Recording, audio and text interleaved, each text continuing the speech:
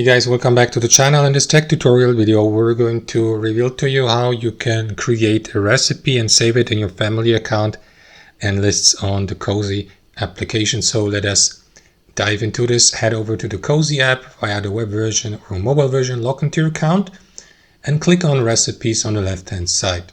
Here you will see a list of all recipes you have saved in your family account. So you can look for these, for example, by entering the dish name here.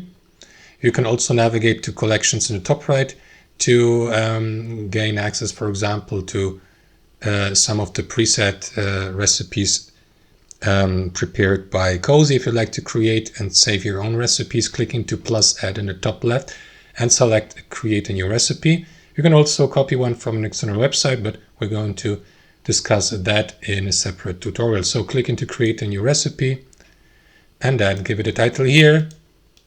Describe it here. You have up to 8,192 characters for that. I don't know why exactly that number, but that's the maximum characters you can use for a recipe description.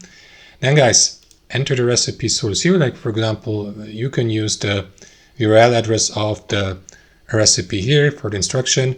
And then guys, below you can add a photo of the dish, for example, and list the ingredients below. Again, you have up to 8,192 characters for that.